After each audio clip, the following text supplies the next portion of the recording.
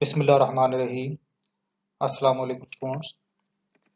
Last lecture में हमने expected return और इंडिविजुअल एसेट और एक्सपेक्टेड रिटर्न पोर्टफोलियो स्टडी किया था। फिर हमने जो रिस्क था इंडिविजुअल एसेट का उसको डिटर्मिन किया, डाइवर्सिफिकेशन स्टडी किया और फिर हमने कोरिलेशन कोफिशिएंट्स को स्टडी किया और जिसमें हमने perfect positive correlation, perfect negative correlation, zero correlation, less than perfect correlation को डिस्कस किया। आज हम डिस्कस करेंगे सबसे पहले what is covariance, then portfolio standard deviation, third variance covariance matrix, fourth combining stocks with different returns and risk, fifth is the estimation issues and last topic is the efficient frontier. So first is what is covariance? It's a statistical measure of the degree to which two variables move together. Positive value means that on average they move in the same direction. तो covariance है basically वो दो variables की को movement बताता है और ये एक स्टैटिस्टिकल मेजर है जो कि दो वेरिएबल्स की या दो सिक्योरिटी रिटर्न्स के जो को मूवमेंट है उसकी डिग्री या मैग्नीट्यूड बताता है कि how the two variables move together, यानी दो वेरिएबल्स कैसे मूव कर रहे हैं और इनकी जो डिग्री है या मैग्नीट्यूड है वो क्या है। अगर पॉजिटिव वैल्यू है तो इसका मतलब है कि दो वेरिएबल्स जो हैं या दो सिक्योरिटी रिटर्न जो हैं वो सेम डायरेक्शन के अंदर मूव कर रहे हैं। इसको मेजर करने के लिए जो फार्मूला है that is sigma I J equal to sigma I sigma J R I J. Sigma I जो है it is standard deviation of asset one और ये ith एसेट, इसका सिग्मा जे जो है it is the standard deviation of jth asset और R I J जो है it is the correlation between the two assets. तो ये इस फार्मूला से के थ्रू हम जो डिग्री है दो वेरिएबल्स के मूव करने की टुगेदर उसको हम मेजर कर सकते हैं। और फार्मूला है कोवेरिएंस ऑफ रिटर्न्स को डिटरमिन करने के लिए वो फार्मूला ये है कि आप simply R I minus expected R को मल्टीप्लाई करते हैं R J minus expected R J से। यानी अगर दो सिक्योरिटीज हैं, अगर एक सिक्योरिटी ए है और दूसरी सिक्योरिटी बी है तो आप R A minus expected R A into R B minus expected R B इसको आप मल्टीप्लाई कर लें, इसका प्रोडक्ट ले लें तो that equals covariance between the two assets. So this is another way to determine the covariance of returns between the two assets. Covariance and correlation. Correlation जैसे हमने लास्ट टाइम स्टडी किया था कि correlation जो है वो एसोसिएशन बताती है between the two asset returns और इसकी जो रेंज है ये -1 से +1 की तरफ। तो जो कोवेरिएंस है उस फार्मूला के अंदर अगर हम देखें तो उसमें आप कोरिलेशन कोफिशिएंट यूज करते हैं, उसी फार्मूला को रीमॉडिफाई कर लें तो वो आ जाएगा R I J equal to covariance I J divide by sigma I sigma J. अगर कोवेरिएंस निकालना हो बिटवीन द टू एसेट्स तो आप सिंपली कोवेरिएंस जो है I J equal to R I J sigma I sigma J हो जाएगा।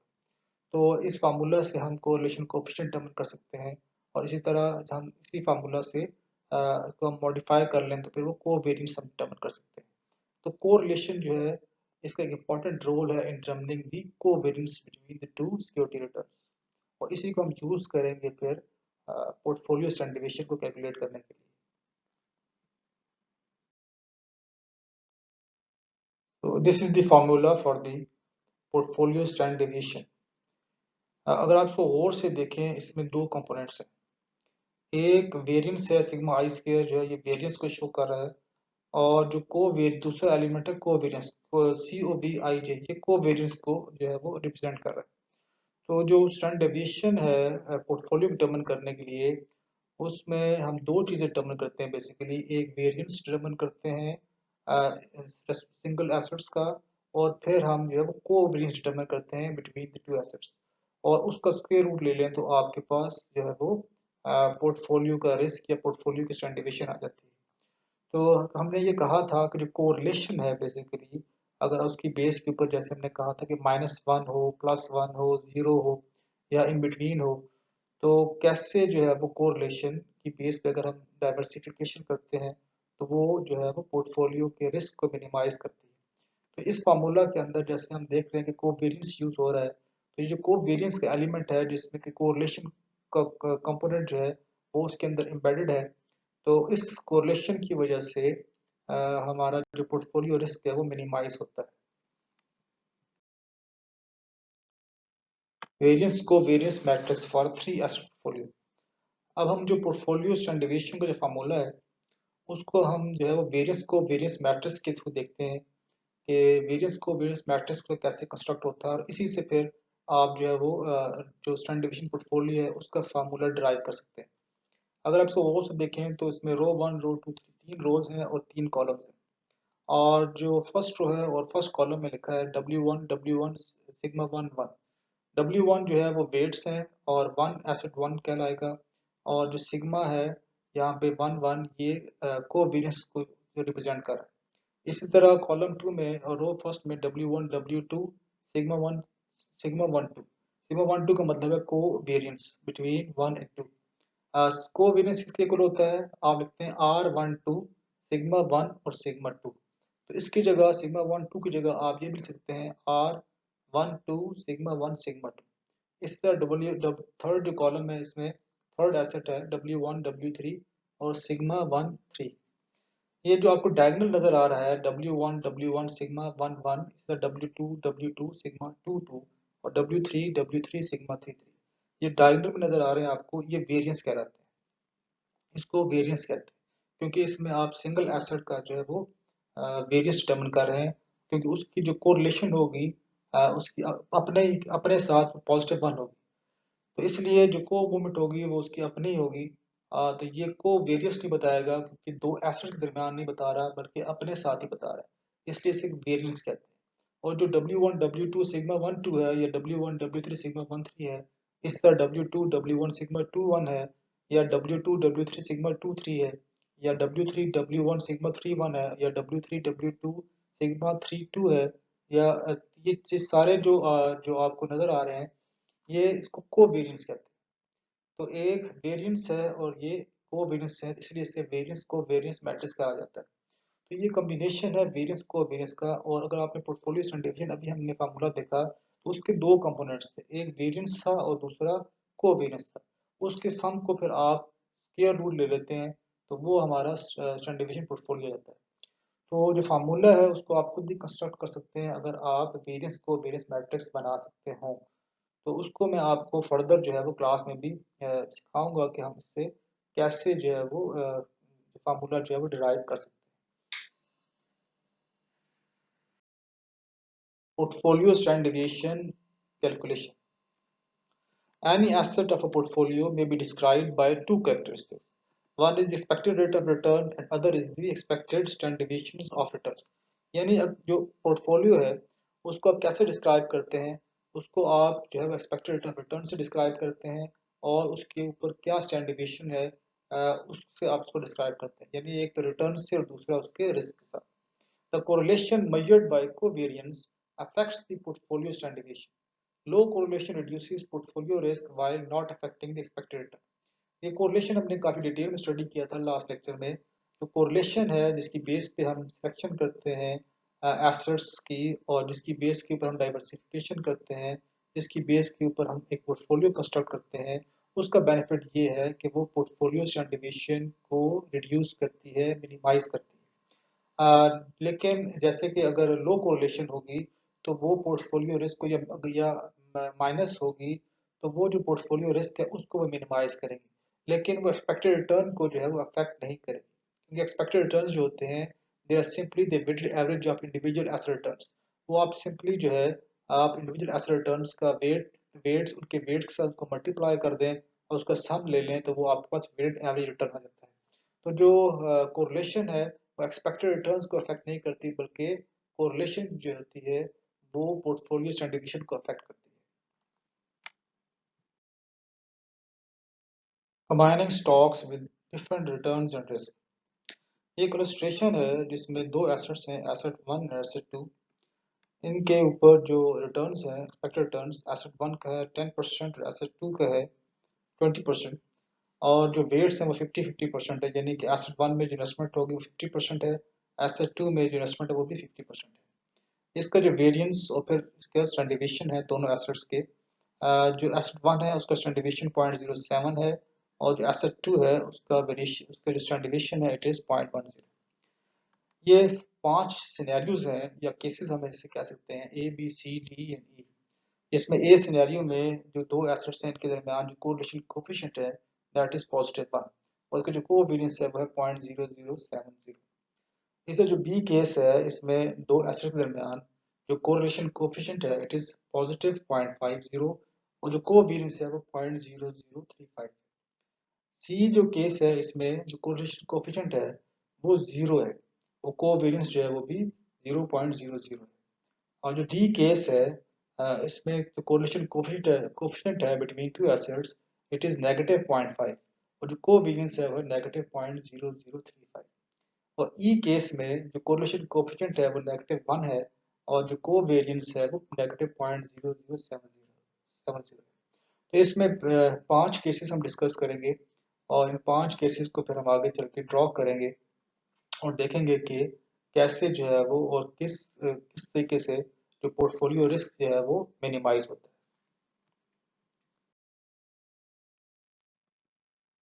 है। एसेट्स में differ in expected rates of return and individual standard division, यानी एसेट्स जो है वो डिफरेंट हो सकते हैं, जैसे हमने देखा कि एक्सपेक्टेड रेट ऑफ रिटर्न्स में और इंडिविजुअल स्टैंडर्ड डिवीजन कि उन दोनों उनकी जो आपके जो स्टैंडर्ड डिवीजन है वो एक दूसरे से different.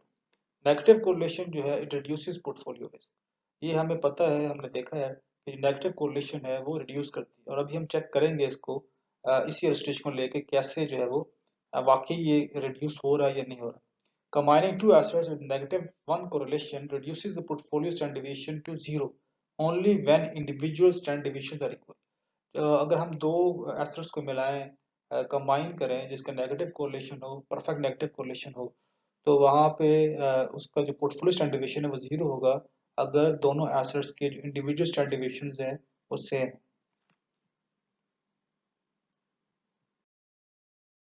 Constant correlation with gaining weights, इसमें हमने प्रीवियस इलस्ट्रेशन से डाटा लिया है जिसमें हमने एसेट वन एसेट टू दो एसेट्स का पोर्टफोलियो कंस्ट्रक्ट कर रहे हैं, और एसेट वन पे जो एक्सपेक्टेड रिटर्न है वो 10% है, और एसेट टू पे जो एक्सपेक्टेड रिटर्न है इट इज़ 20%। और जो कोरिलेशन कोफिशिएंट है उसमें हमने एक केस लिया है जिसमें कोरिलेशन कोफिशिएंट 0 थी। तो आप डिफरेंट जो है वो कोरिलेशन कोफिशिएंट 4 सिनेरियो से बाकी जो 3 है उनके आपने लेके जब आपने एक्सपेक्टेड रिटर्न निकालना है पोर्टफोलियो का, और आपने रिस्क मेजर करना है।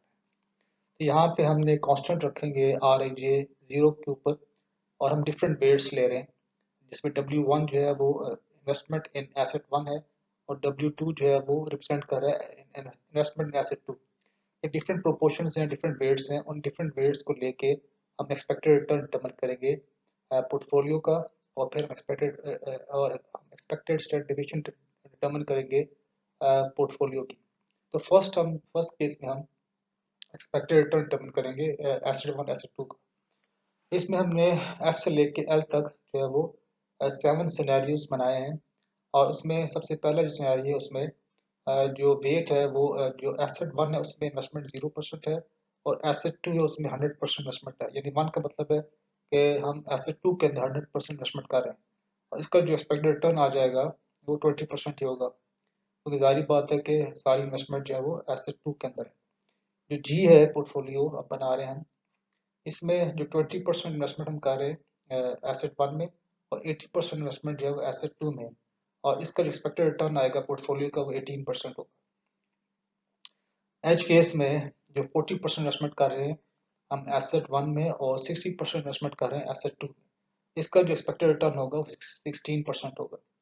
इसी तरह अगर जो आई केस है इसमें 50% इन्वेस्टमेंट है एसेट वन में, और 50% ही इन्वेस्टमेंट है एसेट टू में, इसका जो एक्सपेक्टेड रिटर्न होगा 15% होगा।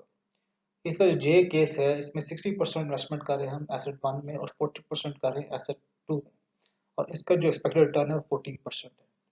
और जो केस के केस है इसमें हम 80% इन्वेस्टमेंट कर रहे हैं एसेट वन में, और 20% इन्वेस्टमेंट कर रहे हैं एसेट टू में, और इसका एक्सपेक्टेड रिटर्न जो है वो 12% है।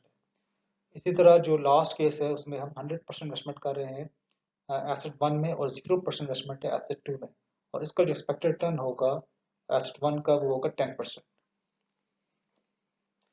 तो वेट्स के चेंज करने से आप देख सकते हैं कि वेट्स के अगर हम चेंज करें यानी प्रोपोर्शन चेंज करें इन्वेस्टमेंट की दो एसेट्स के दरमियान, तो उसका जो एक्सपेक्टेड रिटर्न होता है वो भी चेंज होता है।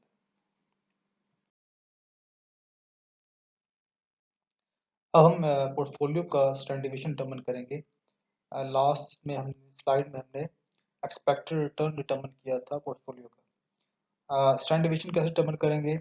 आप फार्मूला यूज करेंगे जब दो एसेट्स होते हैं, तो आप जो स्टैंडर्ड डिवीजन है पोर्टफोलियो का उसका फार्मूला होगा W1 square sigma one square plus W2 square sigma two square plus 2W1 W2 sigma one sigma two R12, और उसका स्केयर रूट ले लें तो आप जो है वो स्टैंडर्ड डिवीजन डिटरमिन कर लेंगे पोर्टफोलियो की। एफ केस में जो स्टैंडर्ड डिवीजन है वो 10% ही है, और जो जी केस है इसमें 0.081 है, 12 है। एज केस में जो स्टैंडर्ड डिवीजन है वो 0.0662 है, और आई केस में 0.0610 है। जे केस में 0.0580 है।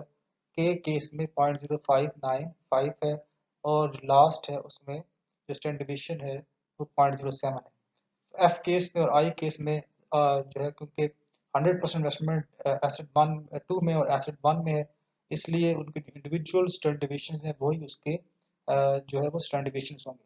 बाकी जी से लेके के तक हमने जो पोर्टफोलियो कंस्ट्रक्ट कर रहे हैं क्योंकि 20% और 80% वेट यूज कर रहे हैं, 40-60 है, 50-50 है, 60-40 और 80-20 है। तो यहाँ पे आपको नजर आ रहा होगा कि अब ये जो पोर्टफोलियो का रिस्क है वो चेंज होता जा रहा है और वो मिनिमाइज हो रहा है।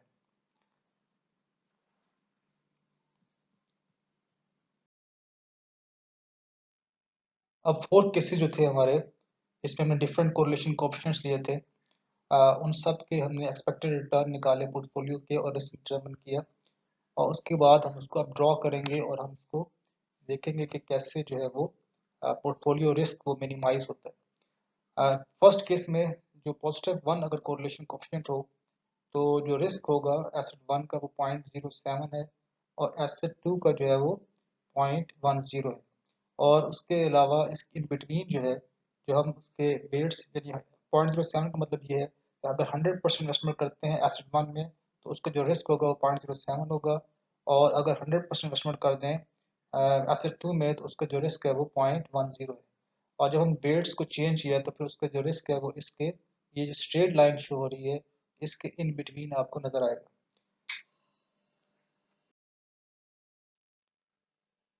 इसी तरह अगर कोरिलेशन कोफिशिएंट जैसे हमने जीरो पे डिटरमिन किया, तो अब आप देखें तो इसकी जो कर्व है वो आउटवर्ड की तरफ जो है वो मूव कर रही है, अभी स्ट्रेट लाइन नहीं है। तो यहाँ पे अब इसका जो रिस्क है जैसे जीरो के ऊपर जो है, अब इसका रिस्क अगर आप देखें वन से अगर कंपेयर करें जहाँ पे कोरिलेशन कोफिशिएंट वन था, तो उसके साथ कंपेयर करें तो अब रिस्क जो है इसका वो मिनिमाइज हो रहा है, और जेएथ जो है जेएथ जो जो हमारा जेएथ केस है इसमें जो रिस्क है वो सबसे मिनिमम है। कोरिलेशन कोफिशिएंट जो है वो 0.50 हो यानी जीरो से अबव हो, तो हमने यही स्टडी किया था कि अगर जीरो से अबव होगी और वन और जीरो के दरमियान कहीं पे लाई करेगी, तो उसका रिस्क जो है वो जो पोर्टफोलियो रिस्क मिनिमाइज होगा वो कम मिनिमाइज होगा एज कम्पेयर टू अगर वो जो कोरिलेशन कोफिशिएंट है एसेट्स के दरमियान वो होगा जीरो। तो यहाँ पे हमें नज़र आ रहा है कि ये इनवर्ड अब मूवमेंट है इसकी इस कर्व की, और यहाँ पे जो ये डिफरेंट वेट्स के ऊपर हमें जो है वो रिस्क के कम्बिनेशंस बता रहा है, और यहाँ पे रिस्क जो है वो जो जीरो कोरिलेशन थी उससे अगर हम कंपेयर करें तो ये कम मिनिमाइज हो रहा है, और अगर हम पॉजिटिव वन के साथ कंपेयर करें तो यहाँ पे हमें नज़र आ रहा है कि जो डिफरेंट कम्बिनेशन हमने बनाए हैं यहाँ पे रिस्क जो है वो as compare to positive one correlation coefficient ये ज़्यादा मिनिमाइज हो रहा है।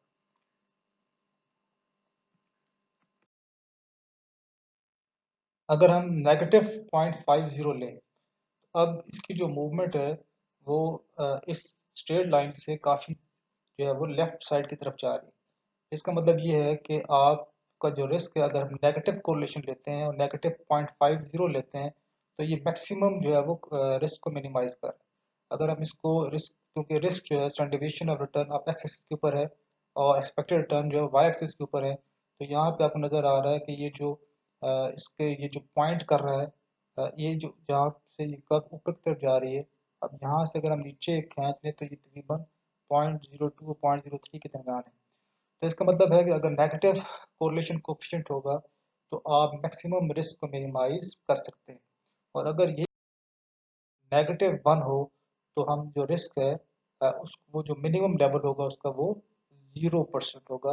यानी आप जो स्टैंडर्ड डिविएशन है, जो रिस्क है, वो जो पोर्टफोलियो का, उसको आप इवन एलिमिनेट कर सकते हैं, और वो जो लेवल है वो आप 0 लेवल उसका अचीव कर सकते हैं।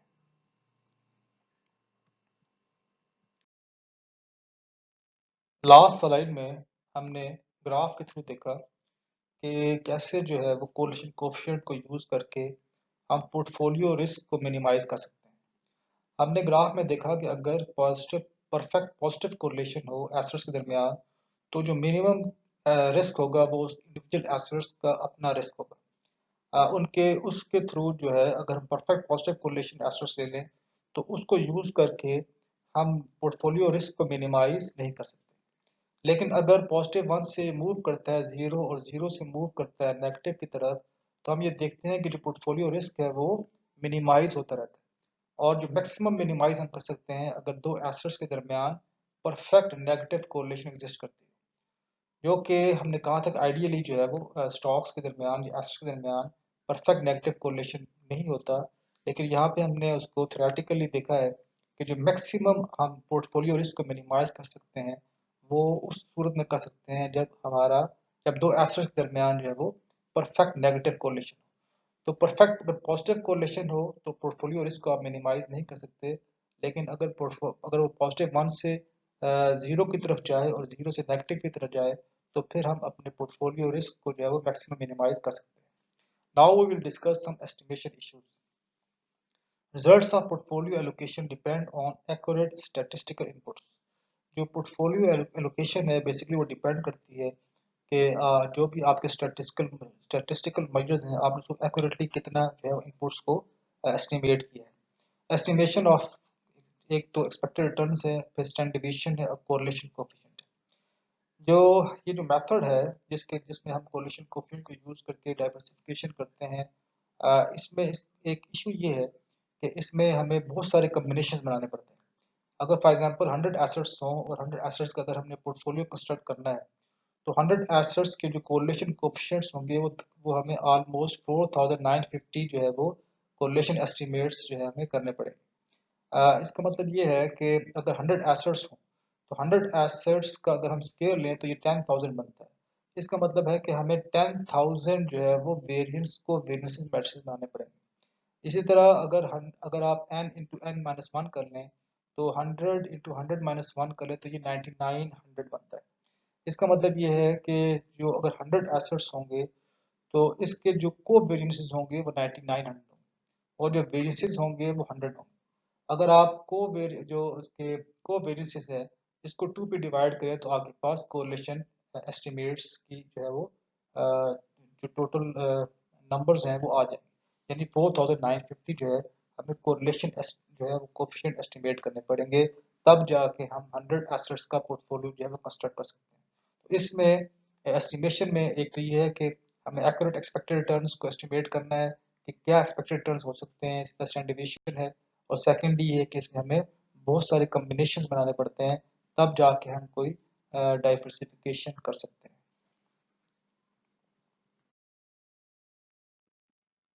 With the assumption that stock returns can be described by a single market model, the number of correlation required reduces to the number of assets. ये जो इशू है जो 4950 हमें अगर 100 एसेट्स हों तो हमें 4950 कोरिलेशन एस्टिमेट्स करने पड़ते हैं। इसको इस प्रॉब्लम को रिजॉल्व किया जा सकता है अगर हम सिंगल मार्केट मॉडल जो है वो फार्मूला यूज़ करें। उसका बेनिफिट ये है कि हमारे जो कोरिलेशन नंबर ऑफ कोरिलेशंस होंगी वो रिड्यूस हो जाएंगी नंबर ऑफ एसेट्स तक। यानी अगर 100 एसेट्स हैं तो फिर हमें जो कोरिलेशंस डिटरमिन करनी पड़ेंगी वो 4950 नहीं डिटरमिन करनी पड़ेगी, बल्कि हमें 100 जो है वो कोरिलेशन डिटरमिन करने पड़ेंगे। जो सिंगल इंडेक्स मार्केट मॉडल है इसका फार्मूला है R I is equal to A I plus B I R N plus epsilon I. तो बी आई जो है it is the slope coefficient that relates the returns for security I to the returns for the aggregate stock market. B basically beta को represent करता है, और beta जो है वो आप किसी सिंगल एसेट का मेजर करते हैं with respect to the aggregate stock market index. और बीटा बेसिकली जो है वो ये बताता है कि दो जो इंडिविजुअल स्टॉक रिटर्न्स हैं और जो एग्रीगेट मार्केट इंडेक्स हैं ये कैसे मूव कर रहे हैं, और जो इंडिविजुअल स्टॉक रिटर्न्स है वो कितना सेंसिटिव है। अगर for example aggregate stock market में कोई चेंज आता है तो जो इंडिविजुअल सिक्योरिटी रिटर्न्स है उसमें कितना चेंज आता है, तो उसको जो मेजर करता है वो बीटा कहलाता है। आरएम जो है यहाँ पे वो मार्केट रिटर्न यानी एग्रीगेट स्टॉक मार्केट इंडेक्स जो है उसके रिटर्न्स को ये रिप्रेजेंट कर रहा है, और आर आई जो है वो इंडिविजुअल सिक्योरिटी रिटर्न्स को रिप्रेजेंट कर रहा है। तो इस फार्मूला के थ्रू हम जो है वो इंडिविजुअल सिक्योरिटी रिटर्न डिटरमिन करते हैं, और इस फार्मूला के इस सिंगल इंडेक्स मार्केट मॉडल जो है इसको यूज करके हम नंबर ऑफ कोरिलेशन जो है उनको हम रिड्यूस कर सकते हैं।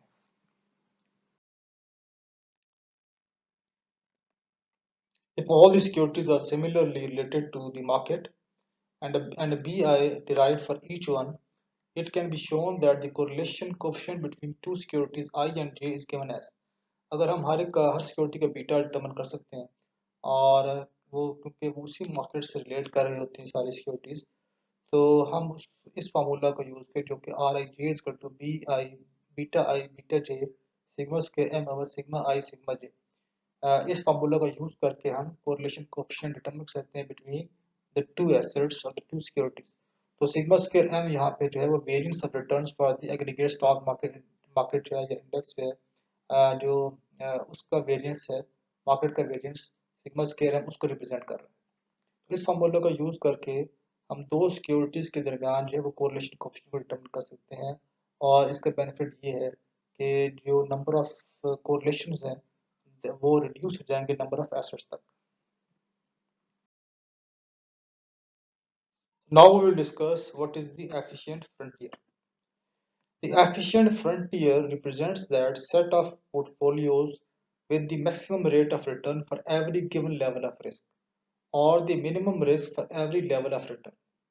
जो efficient frontier है basically, अभी हम इसको ग्राफ में देखते हैं कि ये वो कर्व है जहाँ पे सेट ऑफ पोर्टफोलियोज हैं वो लाई करते हैं, और ये वो पोर्टफोलियोज हैं जिस पे जो रेट ऑफ रिटर्न है वो मैक्सिमम है for a given level of risk, और जहाँ पे जो रिस्क का लेवल है या फिर वो मिनिमम है for every level of return और for a given level of return. तो ये वो फ्रंटियर है, ये वो पॉइंट्स हैं कि जहाँ पे आपके जो पोर्टफोलियो अगर लाई करें तो वो मैक्सिमम रिटर्न करते हैं for a given level of risk, और या फिर जो रिस्क का लेवल है that will be minimum for a given level of return. तो इन पॉइंट उस उन पॉइंट्स को हम एफिशिएंट फ्रंटियर कहते हैं। जो फ्रंटियर है, frontier will be portfolios of investments rather than individual securities. तो फ्रंटियर बेसिकली रिप्रेजेंट करता है पोर्टफोलियो इन्वेस्टमेंट्स को, इंडिविजुअल सिक्योरिटीज को हम उसका फ्रंटियर की बात नहीं कर रहे, बल्कि हम पोर्टफोलियो इन्वेस्टमेंट्स की बात कर रहे हैं कि जो एफिशिएंट फ्रंटियर के ऊपर लाई कर रहे हैं। अब हम इस ग्राफ के थ्रू एफिशिएंट फ्रंटियर को समझने की कोशिश करते हैं। अगर इस ग्राफ को देखें तो एक्स एक्सिस के ऊपर हमने स्टैंडर्ड डेविएशन को ड्रॉ किया, और वाई एक्सिस के ऊपर जो है वो एक्सपेक्टेड रिटर्न को ड्रॉ किया। ये जो आपको ब्लू डॉट्स नजर आ रहे हैं ये डिफरेंट सेट्स ऑफ पोर्टफोलियोज हैं, उनके रिस्क और रिटर्न। और जो वाइट कर्व है इसे एफिशिएंट फ्रंटियर कहते हैं, यानी ये वो कर्व है जिसके ऊपर जो एफिशिएंट पोर्टफोलियोज हैं वो लाई कर रहे हैं। एफिशिएंट पोर्टफोलियो क्या था कि जहाँ पे वो पोर्टफोलियोज कि जहाँ पे मैक्स जो रिटर्न है वो मैक्सिमम हो for given level of risk, और जो रिस्क है वो मिनिमम हो for given level of return. तो ये जो पोर्टफोलियोज हैं इन पोर्टफोलियोज को जो एफिशिएंट फ्रंटियर के ऊपर लाई करते हैं इन्हें हम एफिशिएंट पोर्टफोलियो कहते हैं। और जो एफिशिएंट फ्रंटियर से नीचे जो पोर्टफोलियोज लाई कर रहे हैं ये एफिशिएंट पोर्टफोलियो नहीं। यहाँ पे अगर हम ए बी और सी पॉइंट को डिस्कस करें तो ए डोमिनेट कर रहा है सी को। यहाँ पे ए और सी जो है इन दोनों को अगर एक्सपेक्टेड रिटर्न देखें तो दोनों का एक्सपेक्टेड रिटर्न सेम है, लेकिन अगर हम रिस्क को देखें तो ए जो है उसका रिस्क मिनिमम है, और सी का रिस्क जो है वो मैक्सिमम है। तो ए जो है उसका रिस्क जो है वो सी से अगर कंपेयर करें तो ए का रिस्क कम है और सी का रिस्क जो है वो ज़्यादा है, लेकिन दोनों को जो एक्सपेक्टेड रिटर्न है वो सेम है। अगर रिस्क अवर्स इन्वेस्टर होगा तो वो ए स्टॉक ए पोर्टफोलियो को प्रेफर करेगा। इसी तरह अगर हम बी और सी को कंपेयर करें तो जो बी है वहाँ पे सी जो है वो बी जो है वो सी को डोमिनेट कर रहा है, और बी पे और सी का जो बी और सी जो है इन दोनों का रिस्क का लेवल तो सेम है, लेकिन बी जो है अगर हम इसको रिटर्न देखें तो बी का रिटर्न जो है वो सी के रिटर्न से बहुत ज़्यादा है। तो बी जो है और जो है सी को डोमिनेट कर रहा है, क्योंकि बी का रिटर्न जो है at the same level of risk जो है मैक्सिमम है, और सी जो है उसका जो रिस्क जो रिटर्न है वो at the same level of risk वो मिनिमम है। तो जो एफिशिएंट फ्रंटियर के ऊपर जो यानी जो इस कर्व के ऊपर जो लाई कर रहे होंगे पोर्टफोलियोज, वो उस कर्व से जो नीचे पोर्टफोलियोज होंगे उनसे एफिशिएंट पोर्टफोलियोज होंगे, और both in terms of risk and return.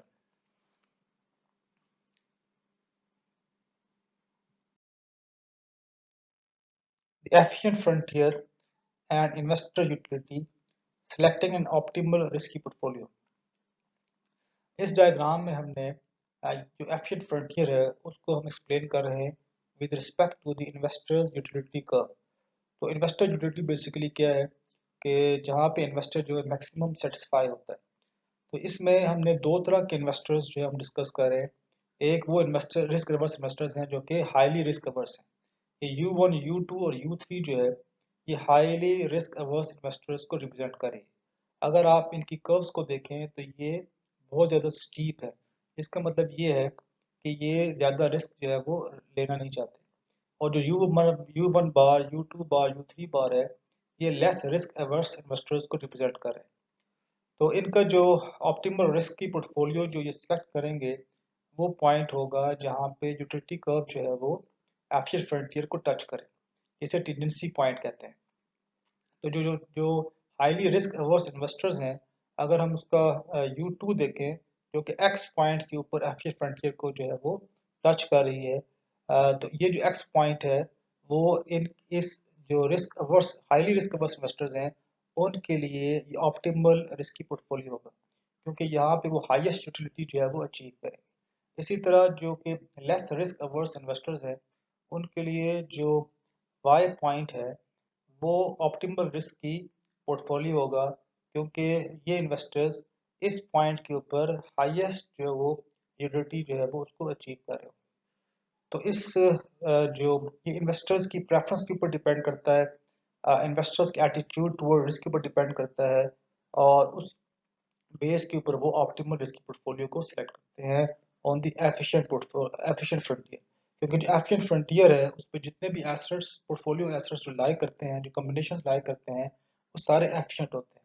और ये डिपेंड करता है कि उस इन्वेस्टर्स के एटीट्यूड के ऊपर टुवर्ड्स रिस्क, कि उसका रिस्क की तरफ क्या एटीट्यूड है, उसकी क्या प्रेफरेंस है, उसकी बेस के ऊपर वो ऑप्टिमल पोर्टफोलियो जो है उसको वो सिलेक्ट करता है एफिशिएंट फ्रंटियर के ऊपर।